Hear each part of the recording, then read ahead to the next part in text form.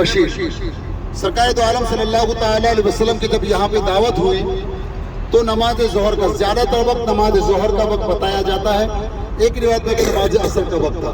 خیر، سرکار جب حالت نماز میں تھے 2 رکعت نماز پڑھ چکے تھے، اس وقت جب سرکار مدینے میں تشریف لائے تو سن ہجری 2 میں مسجد یعنی پہلا ہمارا قبلہ تھا بیت المقدس، مسجد اقصی۔ اب سن ہجری 2 کے اندر قبلے کی تبدیلی کا جب حکم آیا تو اسی جگہ پہ آیا۔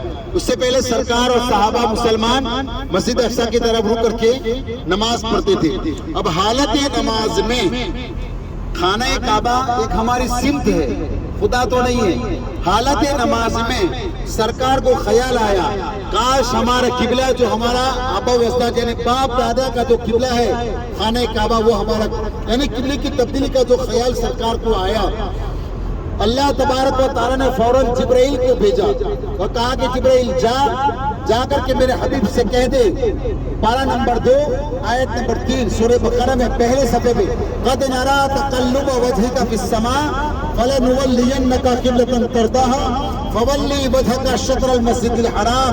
اے میرے حبیب، یہ بار بار آسمان کی طرف نگاہ اٹھا کر کے دیکھنا، ہم تمہارے دل کی کیفیت کو اچھی طرح جانتے ہیں۔ میرے حبیب لو ابھی تم اپنا چہرہ پھیر لو۔ 2 رکعت نماز پڑھ چکے تھے، 2 رکعت نماز باقی تھی۔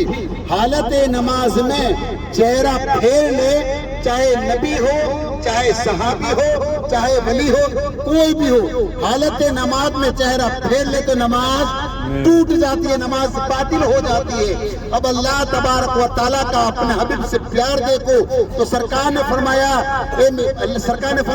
اے اللہ، میں پہلے تیرا فرض تو ادا کر لوں، بعد میں قبلہ بدل لوں گا۔ اللہ نے فرمایا میرے حبیب پہلے تیری مرضی پوری کر، بعد میں میرا فرض ادا کر۔ پہلے تیری مرضی پوری کر، بعد میں میرا فرض ادا کرنا۔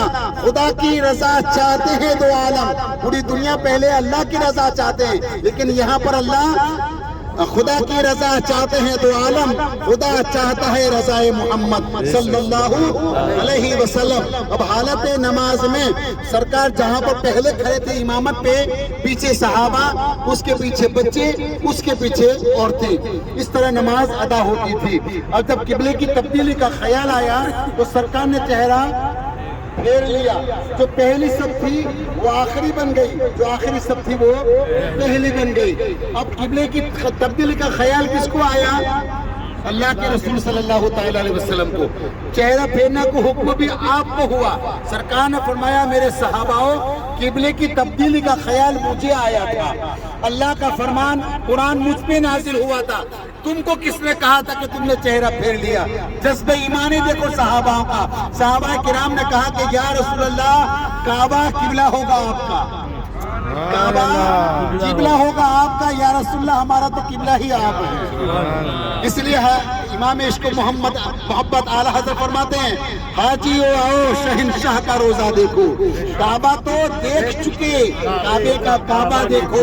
میں نے کہا تھا کہ مکہ افضل ہے کہ مدینہ افضل ہے؟ بزرگان دین فرماتے ہیں کہ جب تک میرے آقا مکے میں تھے تو مکہ افضل تھا، سرکار جب مدینے میں آ گئے تو مدینہ افضل ہے۔ کیسے؟ جب مکہ فتح ہوا، اللہ کے پیارے حبیب صلی اللہ تعالی علیہ وسلم نے حضرت بلال کے بارے میں سنا ہے کہ بلال جب اذان پڑھتے تھے آپ کی زبان میں تھوڑی توٹلاہٹ پڑتی۔ جب مکہ فتح ہوا تو صحابہ کرام نے کہا کہ یا رسول اللہ، کوئی بہترین اچھی آواز والے کو کہے وہ اذان پڑھے۔ اللہ کے رسول نے فرمایا جب کعبے کے مکے میں تبتی ہوئی ریت پر کوڑے کھانے کی باری تھی تو میرا بلال آ کے تھا، ظلم و ستم سہا گیا، میرے بلال نے جو کہ ظلم و ستم برداشت کیا۔ آج عزت کا تاج کسی اور کے سر پہ نہیں، میرے بلال کے سر پہ ہی پہنایا جائے گا۔ حضرت علی کو بلایا، کہا کہ علی ادھر آؤ، اور حضرت علی کے کندھوں پہ سوار کر کے حضرت بلال کو کعبے کی چھت پہ چڑھایا گیا۔